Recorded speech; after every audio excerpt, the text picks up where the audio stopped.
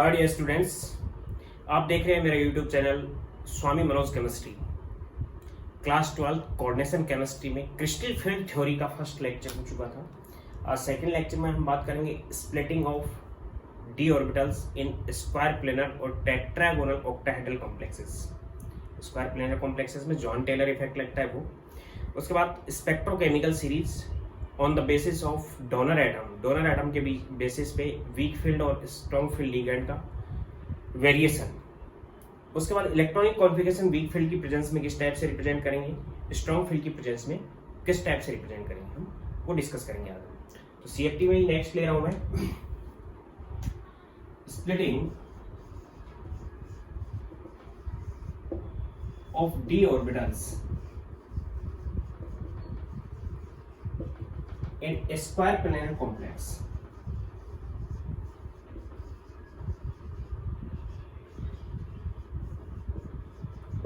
Coordination number 4.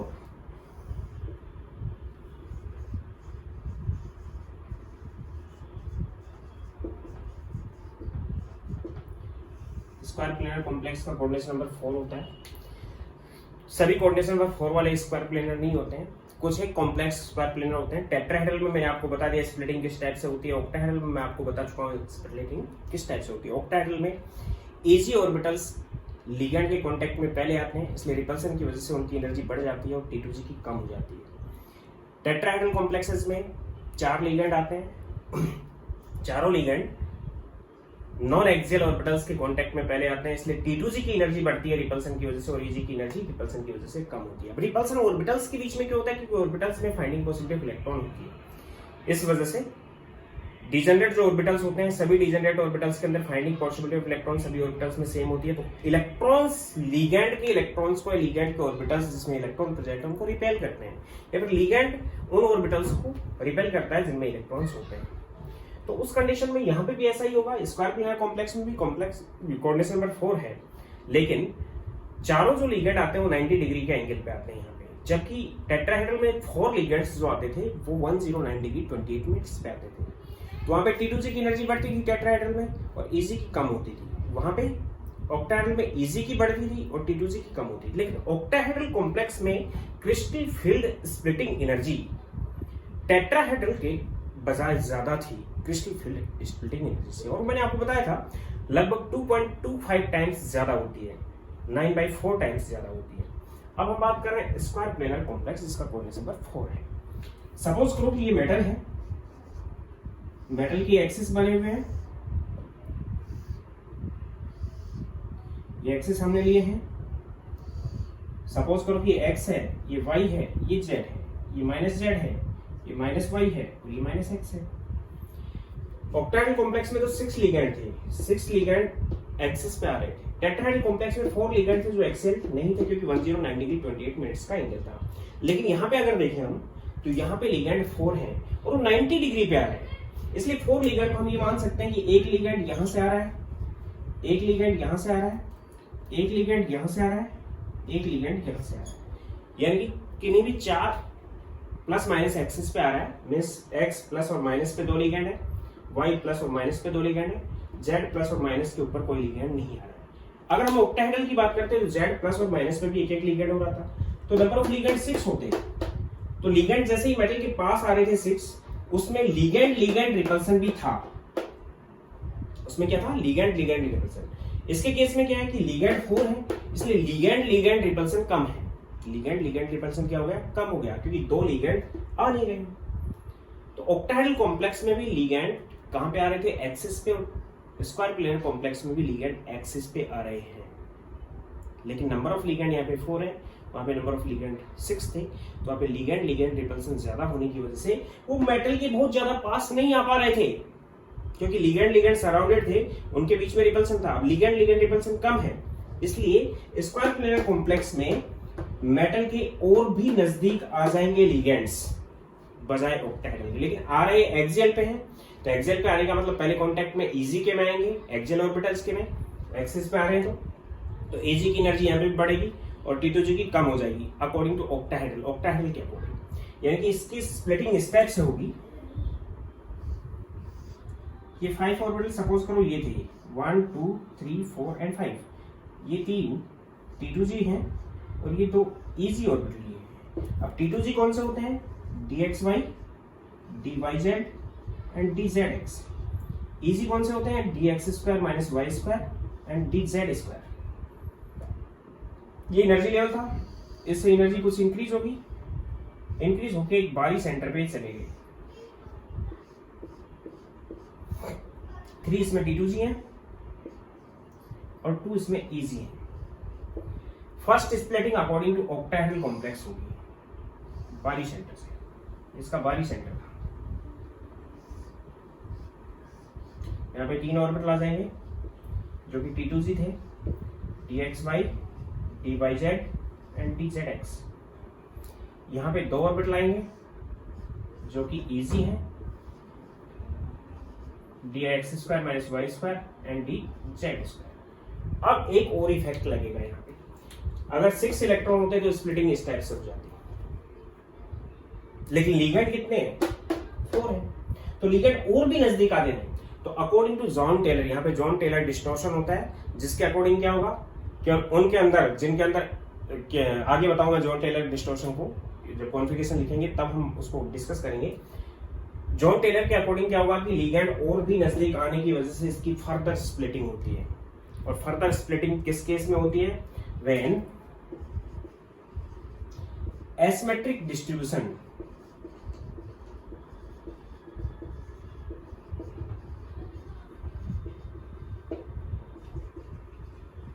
present in complex of electrons, then further splitting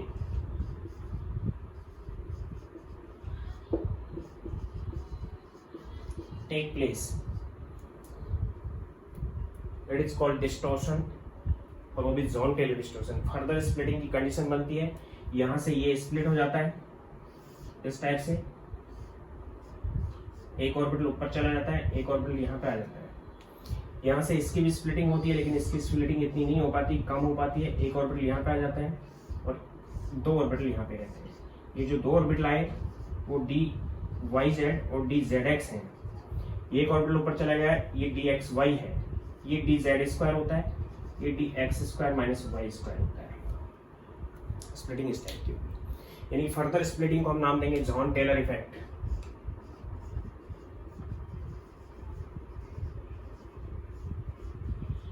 और John Teller effect मैं आगे discuss करूंगा।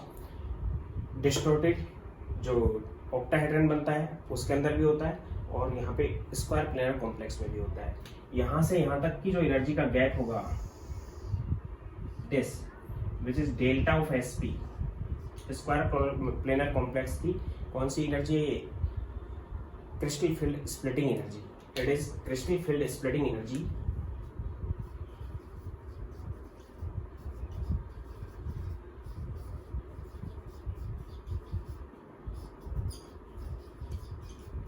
Of square planar complex. अब यहाँ से यहाँ तक का जो गैप था वो डेल्टा ओ था, और यहाँ से यहाँ तक का गैप आ गया वो डेल्टा sp आ गया। इन दोनों के गैप को मैं नाम दे रहा हूँ डेल्टा 1, इन दोनों को गैप को नाम दे रहा हूँ मैं डेल्टा 2, और इन दोनों के गैप को नाम दे रहा हूँ डेल्टा 3। तो हम बता सकते हैं यहाँ पे कि delta sp which is equal to delta 1 plus delta 2 plus delta 3। और एक कंडीशन और मैं यहाँ पे रिपीट कर देता हूँ कि delta 1 plus delta 2 is greater than delta 3 plus delta 2। यानी डेल्टा 1 की जो वैल्यू होती है वो ज्यादा होती है इनसे। कहने का मतलब ये है कि स्प्लिटिंग यहां से ज्यादा होगी बजाय इससे। अगर इसके गैप को हम नाम दे रहे हैं, यहां से यहां तक का जो गैप है इन दोनों के बीच का, उसको नाम दे रहे हैं हम डेल्टा x, और यहां से और यहां तक का गैप है उसको हम नाम दे रहे हैं डेल्टा y।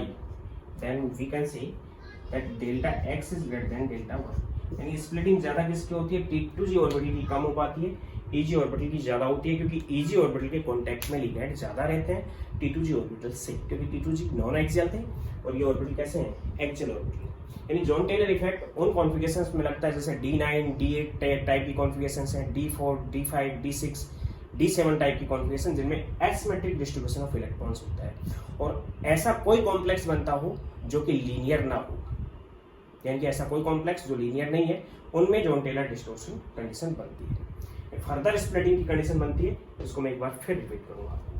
यानी कि अगर यहाँ पे देखें हम, तो यहाँ पे हम कह सकते हैं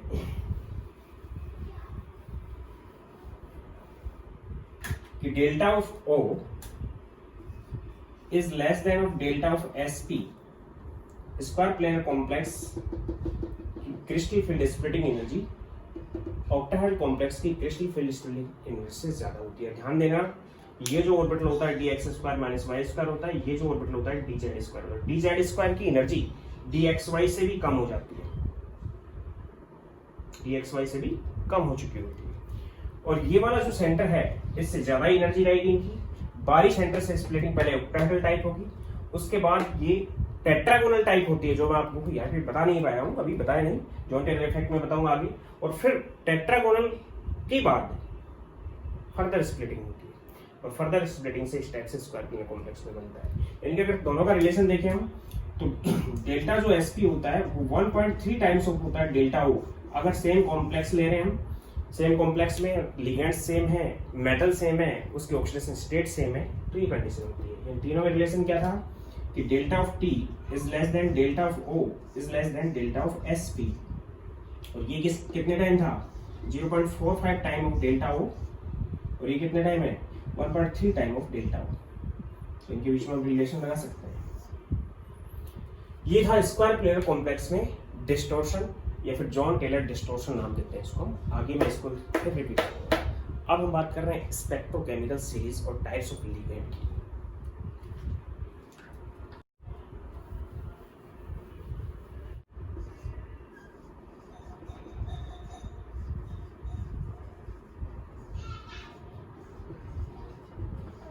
स्पेक्ट्रोकेमिकल सीरीज और टाइप्स ऑफ लिगेंड।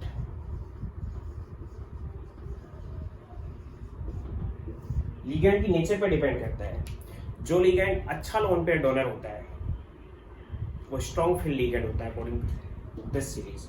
जो अच्छा लोन पेयर डोनर नहीं होता वो वीक फील्ड लिगेंड होता है अकॉर्डिंग टू दिस सीरीज। लेकिन ये हार्ड एंड फास्ट नहीं है। अगर चिलेट टाइप का लिगेंड है जो मोनोडेंटेट नहीं है, बाइडेंटेट, ट्राइडेंटेट, पॉलीडेंटेट है, तो हमेशा ही कौन सा होगा? स्ट्रॉन्ग फील्ड लिगेंड होगा, चाहे उसमें डोनर एटम कितना ही वीक हो। तो मैंने क्या बोला? हार्ड एंड फास्ट नहीं है। मीन्स एक ऐसी सीरीज बनाई गई जो किसके बेस पे थी कि स्प्लिटिंग कौन ज्यादा कर सकता है, कौन कम। तो लिगेंड्स का एक ऑर्डर लिया गया,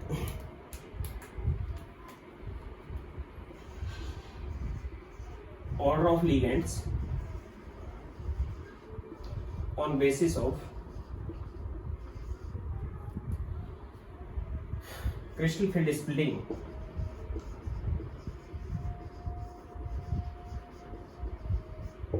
which depends upon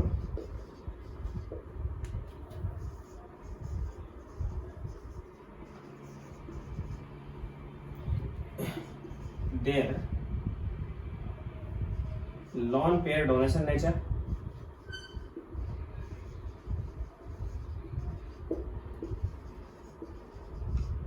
depends upon their lone pair donation nature or Lewis basic nature।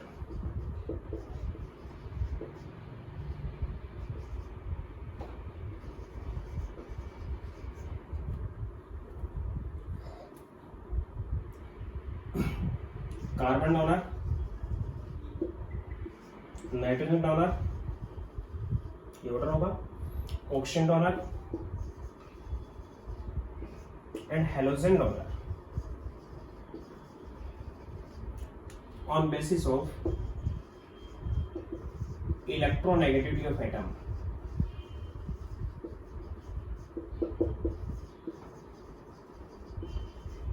Donor atom की इलेक्ट्रोनेगेटिविटी के बेस पे ही कि हेलोजन्स की इलेक्ट्रोनेगेटिविटी ज्यादा होती है, इसलिए लोन पेयर डोनर अच्छे नहीं होते हैं। ऑक्सीजन की इलेक्ट्रोनेगेटिविटी हेलोजन से हम कम यूज कर रहे हैं यहाँ पे, इसलिए डोनर अच्छा होता है हेलोजन से।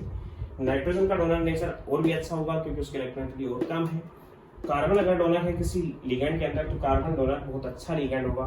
क्यों होगा? क्योंकि उसकी रिएक्टिविटी और भी कम है, इसलिए अच्छा डोनर ये होगा, उससे कम डोनर ये होगा, उससे कम डोनर ये होगा, उससे कम डोनर ये होगा। जनरल वे के अंदर अगर हम देखें तो ऑक्सीजन डोनर और हेलोजन डोनर वाले लिगेंड्स को हम नाम देंगे वीक फील्ड लिगेंड,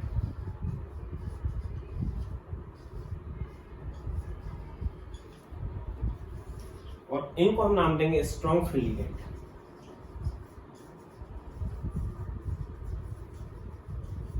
क्या नाम देंगे इसको? Strong field ligand. Strong field ligand chelating ligand भी हो सकते हैं, बजाय उनमें ऑक्सीजन डोनर हो या हेलोजन डोनर एटम क्यों ना हो, लेकिन अगर चीलेटिंग लिगेंड है तो उसको भी हम स्ट्रॉन्ग फील्ड लिगेंड की कैटेगरी में रखेंगे, क्योंकि इनके अंदर स्टेबिलिटी ज्यादा होती है। तो अकॉर्डिंग टू सीएफटी के अकॉर्डिंग क्या है कि उनके इस बेस को हम नाम दे रहे हैं स्पेक्ट्रोकेमिकल सीरीज, यानी कि order of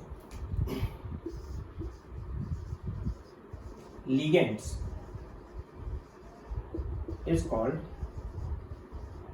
spectrochemical series.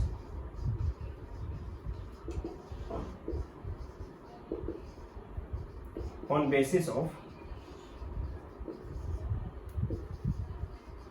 their delta sp हो सकता है, डेल्टा o हो सकता है, डेल्टा t हो सकता है, उनके बेस पर हम नाम दे रहे हैं।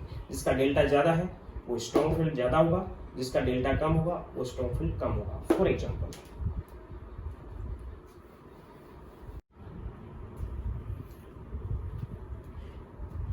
इसके लिए हम एक एग्जाम्पल ले सकते हैं कि हमारे पास हमें डेल्टा ओ बताना है और डेल्टा ओ की कुछ वैल्यूज में मैं लूंगा on the basis of absorption spectrum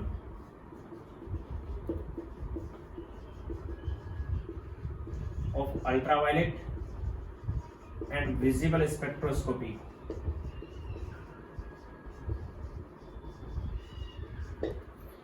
coloured होते हैं कॉम्प्लेक्सेस जनरली, तो जनरली जो डेल्टा ओ या डेल्टा टी या जो डेल्टा एसपी होता है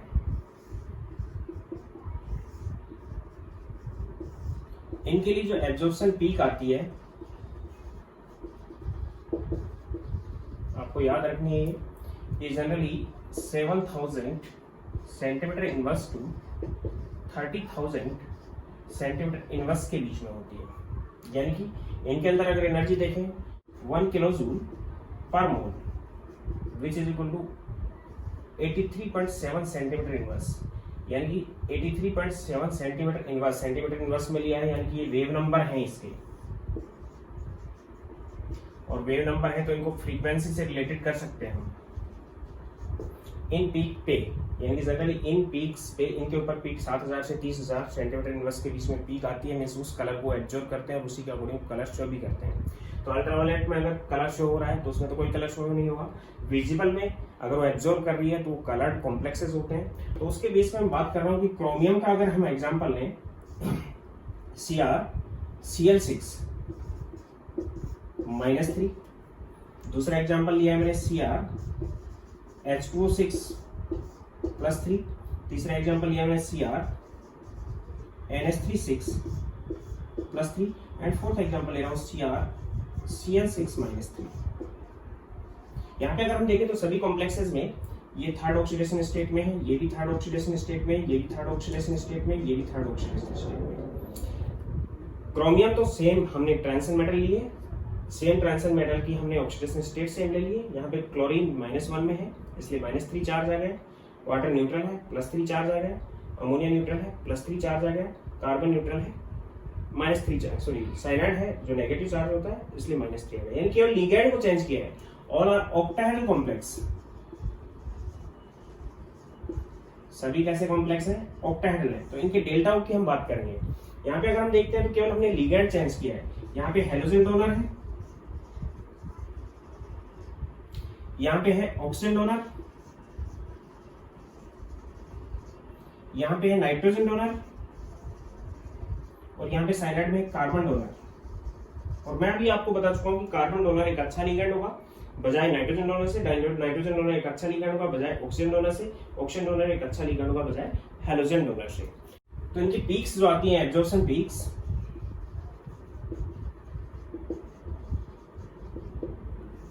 वो सेंटीमीटर इनवर्स में अगर देखते हैं हम तो इसके लिए आती है 13,1680 centimetre inverse,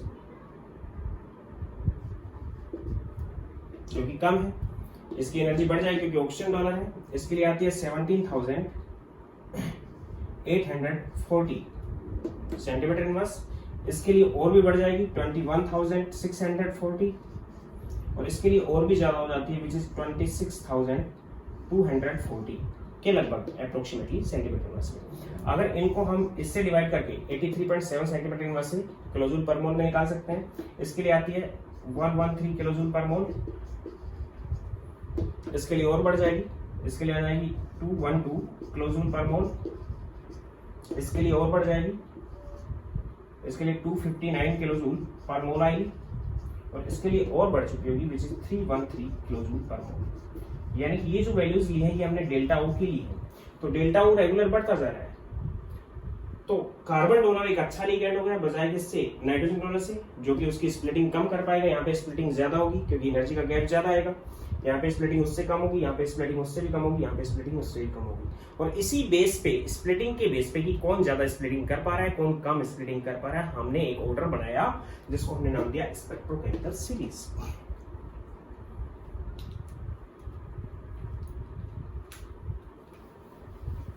on basis of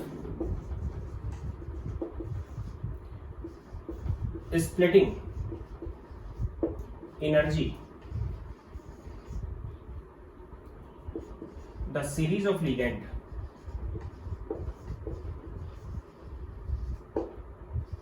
is called spectrochemical series.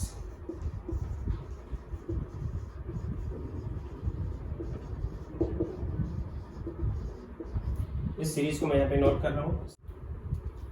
तो यहाँ पे मैंने स्पेक्ट्रोकेमिकल सीरीज बना दी है। इसमें अगर हम देखें तो यहाँ तक के जो कॉम्प्लेक्सेस हैं EDTA तक के, यहाँ के स्ट्रॉन्ग फील्ड कॉम्प्लेक्स हैं, और इसके आगे वाले वाटर से लेके यहाँ तक की कॉम्प्लेक्स वीक फील्ड कॉम्प्लेक्स है। स्ट्रॉन्ग फील्ड और वीक फील्ड, अगर ये दोनों स्ट्रॉन्ग फील्ड है तो उन दोनों में से भी कार्बोनिल जो होता है CO वो ज्यादा स्प्लिट कर पाएगा बजाय CN- से। CN- ज्यादा कर पाएगा NO2- से। कार्बन डोनर है, नाइट्रोजन डोनर है, हाइड्रोजन डोनर है। हाइड्रोजन की इलेक्ट्रोनेगेटिविटी भी कम होती है इसलिए, और इसका इफेक्टिव न्यूक्लियर चार्ज भी H- की फॉर्म में कम हो गया इसलिए अच्छा डोनर भी है। डाइपिरिडीन नाइट्रोजन डोनर है इसके अंदर, इथाइलिन डायमीन में भी नाइट्रोजन डोनर है, पिरिडीन में भी नाइट्रोजन डोनर है, अमोनिया में भी नाइट्रोजन डोनर है, EDTA में नाइट्रोजन डोनर भी, ऑक्सीजन डोनर भी है। लेकिन ये चिलेटिंग लिगैंड होने की वजह से स्ट्रॉन्ग फील्ड लिगैंड है।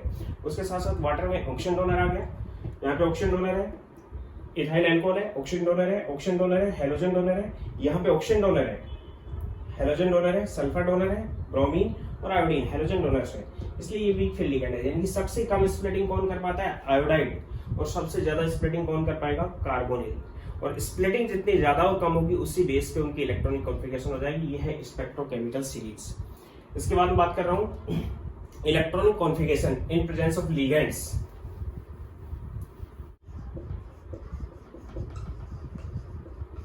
इलेक्ट्रॉनिक कॉन्फ़िगरेशन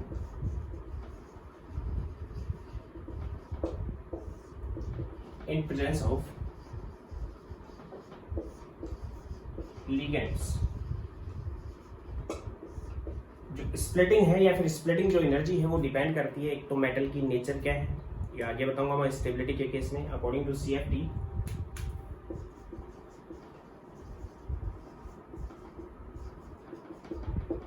CFT के according delta values depends upon number first nature of ligand. एक तो लिगेंड की नेचर पर डिपेंड करती है कि लिगेंड कौन सा है, जैसे कि स्ट्रॉन्ग फील्ड और वीक फील्ड, स्ट्रॉन्ग और वीक फील्ड एक डिपेंड करती है। Second oxidation state of metal, metal की जितनी ज्यादा ऑक्सीडेशन स्टेट होगी उतना ही उसकी लेविस एसिडिक नेचर ज्यादा होगी और स्प्लिटिंग ज्यादा होगी। थर्ड डिपेंड करती है कि जो मेटल ले रहे हैं हम ट्रांसन मेटल है तो कौन सी सीरीज की है, 3D सीरीज की है, 4D सीरीज की है, 5D सीरीज की है। Means in case of ट्रांसन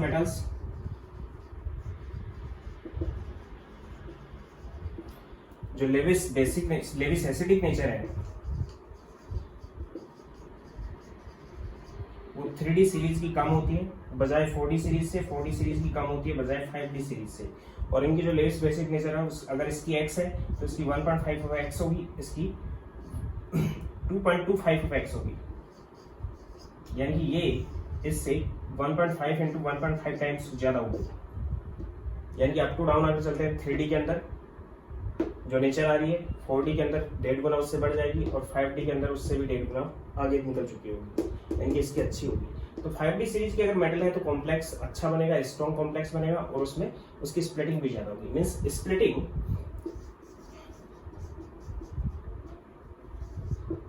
is higher when strong field ligand present, higher oxidation state present,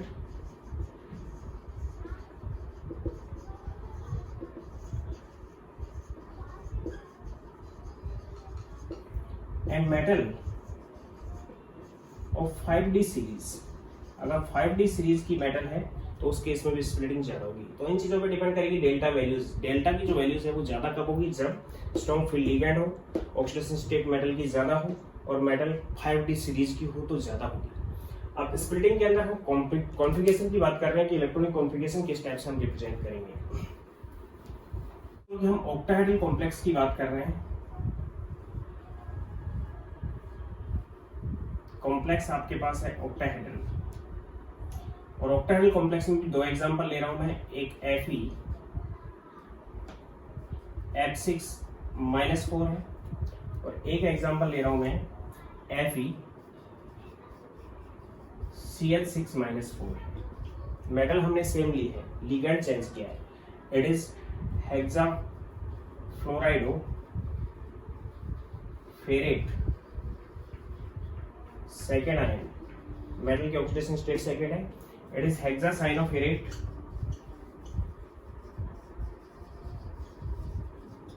second है।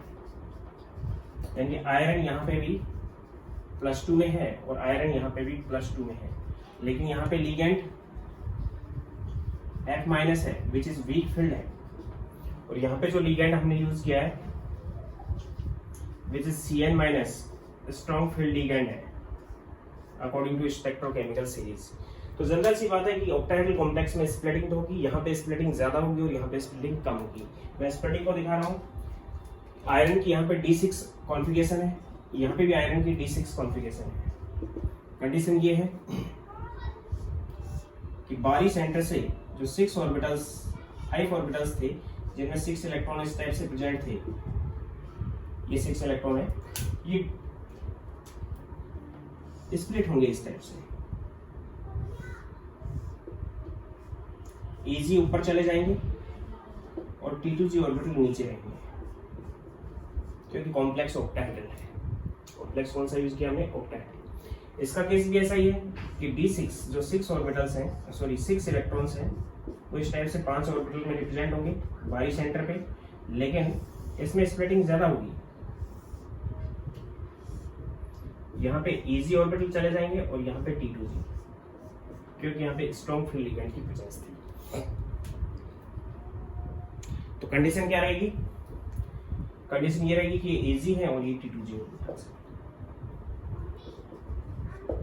अगर इसके बीच में देखें तो इन दोनों का जो डेल्टा O है वो कम है और इन दोनों का जो डेल्टा O है वो ज्यादा है। मींस इस कॉम्प्लेक्स का डेल्टा O ज्यादा है और यहाँ पे delta O is less than pi. Pi is pairing energy of electrons. Electrons की पेयरिंग एनर्जी है पाई, और यहाँ पे डेल्टा O ज्यादा रहेगा पाई से, विच इज पेयरिंग एनर्जी।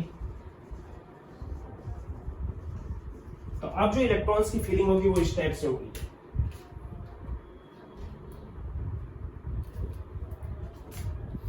यहाँ पे जो 6 इलेक्ट्रॉन्स की फीलिंग है जो मैं आपको दिखा रहा हूँ, ये 6 इलेक्ट्रॉन्स थे इसके अंदर प्रेजेंट बाहरी सेंटर पे। ये 6 इलेक्ट्रॉन किस टाइप से फील होंगे, 1 2 3। फोर्थ इलेक्ट्रॉन क्योंकि लो एनर्जी लेवल में पहले फील होंगे 1 2 3। फोर्थ इलेक्ट्रॉन यहाँ जाए या यहीं फील हो, अगर यहाँ फिल होता है तो पेयर करेगा, वो पेयरिंग एनर्जी ज्यादा है बजाय इस गैप के, तो यहाँ पे पेयर ना करके फोर्थ इलेक्ट्रॉन यहाँ जाएगा, फिफ्थ यहाँ जाएगा और सिक्स्थ यहाँ पे होगा। इसके केस में ऐसा होगा कि first, second, third, fourth electron यहाँ जाने के लिए डेल्टा ओ ज्यादा चाहिए उसको, पेयरिंग एनर्जी उसकी कम है, तो कम एनर्जी खर्च करके ही वो यहीं फिल हो जाएगा, फोर्थ, फिफ्थ एंड सिक्स्थ। यानी कि अगर यहाँ पे देखें हम तो वीक फील्ड लिगेंड की प्रेजेंस में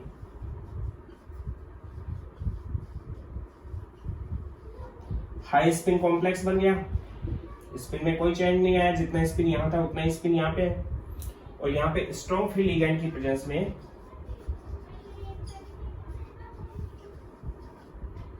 लो स्पिन कॉम्प्लेक्स बना, लो स्पिन कॉम्प्लेक्स बना तो डायमैग्नेटिक हो गए ये, और ये कॉम्प्लेक्स कैसा हो गया, पैरामैग्नेटिक। कहने का मतलब इतना है कि दोनों में अगर रिलेशन हम देखें, पैरामैग्नेटिक होगा, अनपेयर्ड इलेक्ट्रॉन है, इसलिए कि दोनों में अगर ऐसा देखें कि वीक फील्ड लिगेंड अगर प्रेजेंट है, जो हमने डिवाइड कर दिया ऑक्सीजन एंड हैलोजन डोनर, तो उस कंडीशन में पेयरिंग एनर्जी जो होती है वो ज्यादा होती है क्रिस्टल फील्ड स्प्लिटिंग एनर्जी से, इसलिए पहले पेयरिंग ना होके पहले ऊपर वाले ऑर्बिटल्स फिल होते हैं। जबकि अगर स्ट्रॉन्ग फील्ड लिगेंड देखें तो जो क्रिस्टल फील्ड स्प्लिटिंग एनर्जी वो पेयरिंग एनर्जी से ज्यादा हो जाती है, इसलिए पहले अंदर की तरफ पेयरिंग हो जाती है और बाद में अगर इलेक्ट्रॉन बचा हुआ है तो ऊपर जाएगा, अदरवाइज नहीं। इसका मतलब क्या हुआ, जो वीबीटी ने ये एक्सप्लेन नहीं किया था कि कब रीअरेंजमेंट होगा इलेक्ट्रॉनिक और कब नहीं होगा, वो यहाँ पे एक्सप्लेन हो रहा है कि वीक फील्ड लिगेंड की प्रेजेंस में इलेक्ट्रॉनिक रीअरेंजमेंट नहीं होगा और हाई स्पिन कॉम्प्लेक्स बनेगा। पैरामैग्नेटिक वो हो सकता है, अगर फुल फील्ड इलेक्ट्रॉन्स हो सभी तो डायमैग्नेटिक भी हो सकता है। स्ट्रॉन्ग फील्ड लिगेंड की प्रेजेंस में इंटरनल इलेक्ट्रॉन्स पेयरिंग होगी, मींस इलेक्ट्रॉनिक रीअरेंजमेंट होगा इस केस में, क्योंकि इसमें डेल्टा ओ की वैल्यू पाई से ज्यादा होती है, पेयरिंग एनर्जी से ज्यादा होती है, इसलिए कम पेयरिंग एनर्जी को ही खर्च करके इलेक्ट्रॉन्स पेयर्ड हो जाते हैं। यानी कि इसकी कॉन्फ़िगरेशन तो क्या आ गई, T2Z4 एंड Eg2, और इसकी कॉन्फ़िगरेशन क्या आ गई, T2Z6 एंड Eg0। तो इस कंडीशन में होगा, तो उस कंडीशन में लो स्पिन कॉम्प्लेक्स बनेगा। यहाँ पे कोई इलेक्ट्रॉन पेयर डोनेट नहीं होगा, केवल स्प्लिटिंग हुई है ऑर्बिटल्स की, और ये एक पॉइंट चार्ज की तरह बिहेव करेगा, लिगेंड एक पॉइंट चार्ज की तरह बिहेव करेगा, और दोनों के बीच में आयनिक टाइप का बॉन्ड बना हुआ होगा। यानी सिंपल सा तरीका है कि वीक फील्ड लिगेंड की प्रेजेंस में इंटरनल पेयरिंग या इंटरनल रीअरेंजमेंट नहीं होता है, स्ट्रॉन्ग फील्ड लिगेंड की प्रेजेंस में हो सकता है, हो जाता है। ऑक्टाहेड्रल कॉम्प्लेक्स में अगर कॉन्फ़िगरेशंस की वीक फील्ड और स्ट्रॉन्ग फील्ड लिगेंड की प्रेजेंस में देखें हम, स्ट्रॉन्ग फील्ड या वीक फील्ड लिगेंड प्रेजेंट है और कॉन्फ़िगरेशन है D1 या फिर है D2 या फिर है D3। ऑक्टाहेड्रल कॉम्प्लेक्स में Eg ऊपर रहेगा, T2G नीचे रहेगा, स्प्रेडिंग में Eg ऊपर रहेगा, T2G नीचे रहेगा, Eg ऊपर रहेगा, T2G नीचे रहेगा, ये कंडीशन रहेगी। अगर D1 कॉन्फ़िगरेशन है तो एक इलेक्ट्रॉन यहीं फिल होगा, चाहे स्ट्रॉन्ग फील्ड लिगेंड हो चाहे वीक फील्ड लिगेंड हो। दो इलेक्ट्रॉन है तो दो इलेक्ट्रॉन इस टाइप से फिल होंगे, चाहे वो स्ट्रॉन्ग फील्ड लिगेंड रखे चाहे वीक फील्ड लिगेंड। तीन इलेक्ट्रॉन है तो तीन इलेक्ट्रॉन इस टाइप से फिल होंगे, चाहे वो स्ट्रॉन्ग फील्ड हो चाहे वो वीक फील्ड लिगेंड हो। यानी कॉन्फ़िगरेशन इसकी क्या आ जाएगी, T2G1 Eg0, T2G2 Eg0, T2G3 Eg0। Ligand चाहे जैसा भी हो, कॉन्फ़िगरेशन यही रहेगी। इसका जो म्यू आएगा, अनपेयर्ड इलेक्ट्रॉन एक है तो 1.732 बोर मैग्नेट्रॉन आएगा, क्योंकि मैंने आपको बता रखा है, इससे ही कैलकुलेट करेंगे, mu is equal to root of n into n plus 2 Bohr magneton. तो दो एक अनपेयर्ड इलेक्ट्रॉन है, 1 इंटू 1 प्लस 2 3 रूट 3 आ गया। दो अनपेयर्ड इलेक्ट्रॉन है तो ये भी पैरामैग्नेटिक होगा, ये भी पैरामैग्नेटिक होगा, चाहे वीक फील्ड लिगेंड हो चाहे स्ट्रॉन्ग फील्ड लिगेंड हो, और उस कंडीशन में दो अनपेयर्ड इलेक्ट्रॉन है तो ये हो जाएगा 2.83 बोर मैग्नेट्रॉन। तीन अनपेयर्ड इलेक्ट्रॉन है तो mu is equal to 3.87 Bohr magneton. अगर हम स्ट्रॉन्ग फील्ड लिगेंड लेते हैं, लिगेंड कैसे यूज कर रहे हैं हम, स्ट्रॉन्ग फील्ड, तो उस कंडीशन में D4 D5 D6 D7 configuration अगर हम देखें तो ये Eg है, ये T2G है,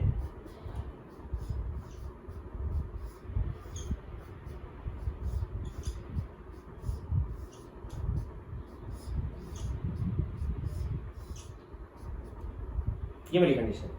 तो इसमें इलेक्ट्रॉन्स की फीलिंग, इलेक्ट्रॉन कैसे थे, स्ट्रॉन्ग फील्ड लिगेंड है, वीक फील्ड नहीं है, तो उस कंडीशन में 4 इलेक्ट्रॉन इस टाइप से फिल होंगे 1 2 3 एंड 4, यहीं पे पेयरिंग हो जाएगी। 5 इलेक्ट्रॉन इस टाइप से फिल होंगे 1 2 3 एंड 4 एंड 5।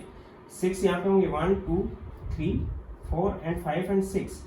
7 यहाँ पे होंगे 1 2 3 4 5 sorry 1 2 3 4 and 5 and 6 and 7। Configuration क्या आ जाएगी इसकी, T2Z4 EG0, T2Z5 EG0, T2Z6 EG0, T2Z6 EG1। Mu कितना आ जाएगा, 2 अनपेयर्ड इलेक्ट्रॉन है तो म्यू इसका हो जाएगा 2.83 बोर मैग्नेट्रॉन। इसमें एक है तो म्यू इसका हो जाएगा 1.73 बोर मैग्नेट्रॉन। इसका म्यू 0 हो जाएगा और ये डायमैग्नेटिक कॉम्प्लेक्स होगा, जैसे कि अभी आयरन का साइनाइड बताया था मैंने। इसके अंदर म्यू हो जाएगा, वो हो जाएगा 1.732 बोर मैग्नेट्रॉन। क्यों हो जाएगा इतना, क्योंकि एक अनपेयर्ड इलेक्ट्रॉन इसमें प्रेजेंट है। अगर हम स्ट्रॉन्ग फील्ड लिगेंड की प्रेजेंस में ना लेके वीक फील्ड लिगेंड लेते हैं,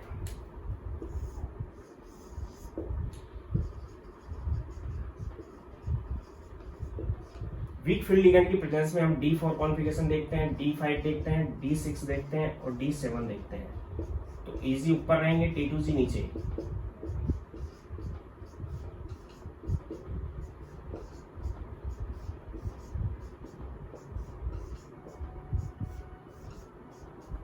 इस कंडीशन में इनकी फीलिंग अगर इलेक्ट्रॉन की करें तो वीक फील्ड में 4 इलेक्ट्रॉन इस टाइप से फिल होंगे 1 2 3 एंड 4। 5 होंगे 1 2 3 and 4 and 5 weak field ligand के प्रेजेंस में। 6 इस टाइप से होंगे 1 2 3 4 5 एंड 6। 7 इस टाइप से होंगे 1 2 3 4 5 एंड 6 एंड 7। यानी इसमें 4 स्ट्रॉन्ग फील्ड की प्रेजेंस में T2Z4 EG0 था, इसमें T2Z3 EG1 है। इसमें T2Z3 EG2 है, T2Z4 EG1 है, सॉरी EG2 है एंड T2Z5 EG2 है। कॉन्फ़िगरेशन बदल गई, यानी स्ट्रॉन्ग फील्ड में D4 की कॉन्फ़िगरेशन और वीक फील्ड में D4 की कॉन्फ़िगरेशन अलग अलग होगी। स्ट्रॉन्ग फील्ड में D5 की कॉन्फ़िगरेशन वीक फील्ड में D5 की कॉन्फ़िगरेशन से अलग होगी। स्ट्रॉन्ग फील्ड में D6 की कॉन्फ़िगरेशन वीक फील्ड में D6 की कॉन्फ़िगरेशन से अलग होगी। स्ट्रॉन्ग फील्ड में D7 की कॉन्फ़िगरेशन वीक फील्ड में D7 की कॉन्फ़िगरेशन से अलग होगी और उनका मैग्नेटिक मोमेंट भी बदल जाएगा। इसका यहाँ पे 2.83 था क्योंकि 2 अनपेयर्ड इलेक्ट्रॉन थे, यहाँ पे 4 अनपेयर्ड इलेक्ट्रॉन है तो म्यू यहाँ पे हो जाएगा 4.9 बोर मैग्नेट्रॉन। यहाँ पे 5 अनपेयर्ड इलेक्ट्रॉन है तो म्यू इज 5.92 बोर मैग्नेट्रॉन। यहाँ पे फिर 4 हो गए अनपेयर्ड इलेक्ट्रॉन 1 2 एंड 3 4, एक की पेयरिंग हो चुकी है, देन 4.9 बोर मैग्नेट्रॉन और यहाँ पे 3 हो चुके हैं तो mu is equal to 3.87 Bohr magneton. इनके बोर मैग्नेट्रॉन लगाएंगे। यानी स्ट्रॉन्ग और वीक फील्ड में D1 D2 और D3 कॉन्फ़िगरेशन अगर ऑक्टाहेड्रल कॉम्प्लेक्स में है तो वहां पे स्ट्रॉन्ग और वीक फील्ड का कोई इफेक्ट नहीं होगा, कॉन्फ़िगरेशन तीनों के केस में सेम रहेगी। स्ट्रॉन्ग फील्ड और वीक फील्ड की प्रेजेंस में D4 D5 D6 और D7 की कॉन्फ़िगरेशंस बदल जाएंगी दोनों के केस में। अगर D8 D9 और D10 देखें हम,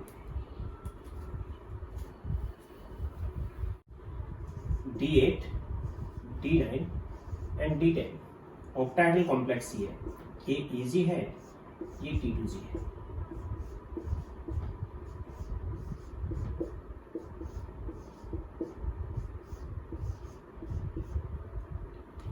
अगर हम स्ट्रॉन्ग फील्ड लिगेंड लेते हैं, लिगेंड कैसा ले लिया हमने, स्ट्रॉन्ग फील्ड, तो D8 कॉन्फ़िगरेशन में इलेक्ट्रॉन्स इस टाइप से फिल होंगे 1 2 3 4 5 6 एंड 7 एंड 8 स्ट्रॉन्ग फील्ड की प्रेजेंस में। और अगर वीक फील्ड लेते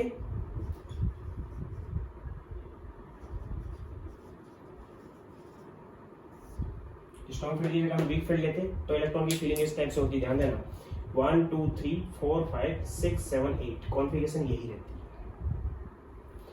D9 देखते हैं तो स्ट्रॉन्ग फील्ड की प्रेजेंस में 1 2 3 4 5 6 7 8 एंड 9 और वीक फील्ड की प्रेजेंस में 1 2 3 4 5 6 7 8 एंड 9 कॉन्फ़िगरेशन यही रहती है। अगर वीक फील्ड की प्रेजेंस में D10 को देखें तो 1 2 3 4 5 6 7 8 9 10, और अगर स्ट्रॉन्ग फील्ड की प्रेजेंस में हम इसको देखें D10 को तो 1 2 3 4 5 6 7 8 9 10, यानी कि D8 D9 और D10 अगर कॉन्फ़िगरेशन है किसी कॉम्प्लेक्स में तो चाहे स्ट्रॉन्ग फील्ड लिगेंड हो चाहे वीक फील्ड लिगेंड हो, कॉन्फ़िगरेशन सेम होगी। यानी कि यहाँ पे कॉन्फ़िगरेशन क्या आ जाएगी, T2G 6 EG2, T2G 6 EG3, T2G 6 EG4, और म्यू अगर देखें तो 2 अनपेयर्ड इलेक्ट्रॉन है, then 2.83 Bohr magnetron,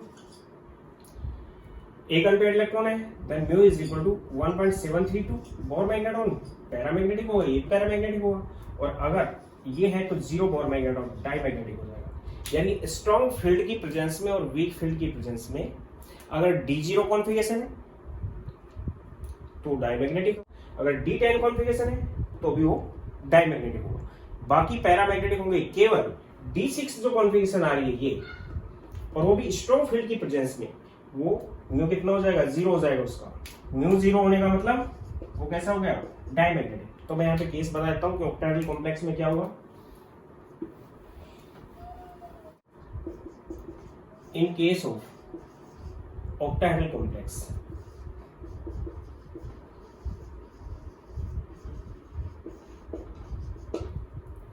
complex which contain strong or weak field ligand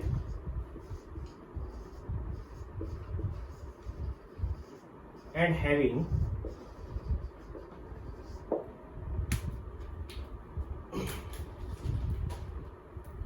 configuration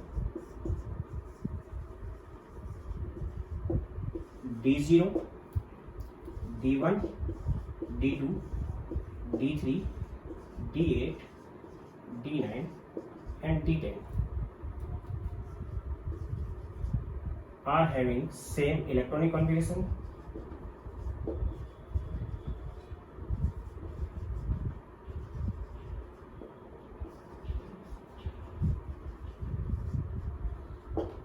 and same magnetic property.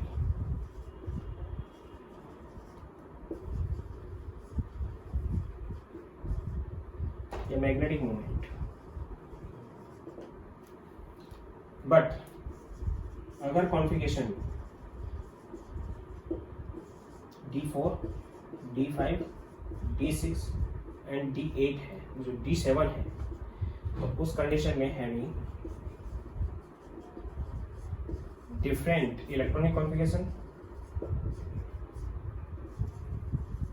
And different magnetic property,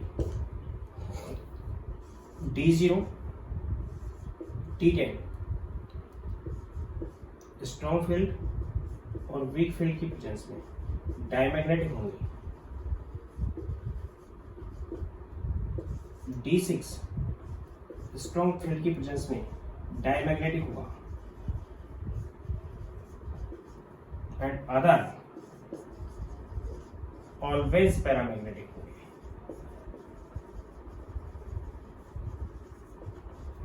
अगर ऑक्टाहेड्रल कॉम्प्लेक्स है तो means coordination number 6 है तो ऐसा होगा। तो जनरल वे था। इसी टाइप से हम टेट्राहेड्रल कॉम्प्लेक्स की बात कर सकते हैं, यानी कि 6 0 को तो हटा दिया हमने, 1 2 3 8 9 10 6 कॉन्फ़िगरेशन ऐसी हैं जो सेम रहेंगी स्ट्रॉन्ग फील्ड और वीक फील्ड की प्रेजेंस में, 4 कॉन्फ़िगरेशन ऐसी हैं जो डिफरेंट रहेंगी। उसके साथ साथ हम उनका मैग्नेटिक बिहेवियर भी बता सकते हैं। टेट्राहेड्रल कॉम्प्लेक्स कॉमनली बता देता हूं मैं। अगर टेट्राहेड्रल कॉम्प्लेक्स लेते हैं हम, कोऑर्डिनेशन नंबर 4 लेंगे, कोऑर्डिनेशन नंबर 4 के साथ साथ कॉम्प्लेक्स के साथ टेट्राहेड्रल है, उस कंडीशन में हम ये यूज कर सकते हैं कि D1, D2, D7, D8, D9 और D10 और D0 भी यूज कर सकते हैं इसमें। कॉन्फ़िगरेशन आर सेम,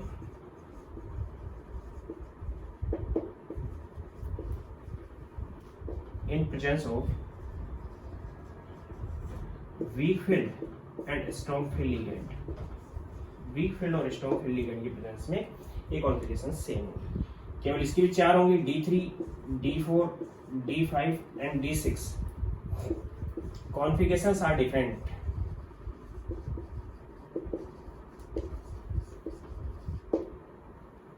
डिफरेंट होंगी, 4 ही कॉन्फ़िगरेशन क्या रहेंगी, different in presence of weak field and strong field ligand, weak field और स्ट्रॉन्ग फील्ड लिगेंड की प्रेजेंस में। क्योंकि टेट्राहेड्रल कॉम्प्लेक्स में क्या होता है, कंडीशन ये बनती है कि T2G ऊपर चला जाता है और EG नीचे, उल्टा हो जाता है। तो उसमें ये नीचे थे तो 3 शुरुआत की और 3 लास्ट की सेम थी, इसमें ये नीचे है 2 वाला तो 2 शुरुआत की और 4 लास्ट की सेम है। यानी D1 से अगर D10 तक देखें तो 2 शुरुआत की है और 4 लास्ट की सेम है टेट्राहेड्रल में। और ऑक्टाहेड्रल में क्या था, 3 शुरू की और 3 लास्ट की सेम थी। D0 तो सब में सेम रहेगा ही रहेगा क्योंकि उसमें इलेक्ट्रॉन ही नहीं है। उसमें डिफर थी वो D4, D5, D6, D7 थी, इसमें डिफर है D3, D4, D5, D6। यानी केवल 4 कॉन्फ़िगरेशन ही टेट्राहेड्रल और ऑक्टाहेड्रल में वीक फील्ड और स्ट्रॉन्ग फील्ड की प्रेजेंस में डिफरेंट होंगी। उनसे उनके मैग्नेटिक मूवमेंट भी बदल जाएंगे। उनके अंदर स्ट्रॉन्ग फील्ड की प्रेजेंस में पेयरिंग हो जाएगी, इनर पेयरिंग हो जाएगी या इलेक्ट्रॉनिक रीअरेंजमेंट होगा। ये इनका बना सकते हो इसके अकॉर्डिंग D1 से लेके D10 तक, और आप देख लोगे कि किस में सेम आएगी और किस में नहीं। आज यहीं तक। आज के बाद नेक्स्ट जो लेक्चर होगा उसके अंदर कलर ऑफ कॉम्प्लेक्सेस CFT ने किस टाइप से एक्सप्लेन किए और स्टेबिलिटी ऑफ कॉम्प्लेक्स क्या है CFT के अकॉर्डिंग। उसके बाद ये चैप्टर लगभग कंप्लीट हो चुका होगा, इसलिए रेगुलर इसके साथ बने रहें, लाइक करें, शेयर करें एंड सब्सक्राइब जरूर करें।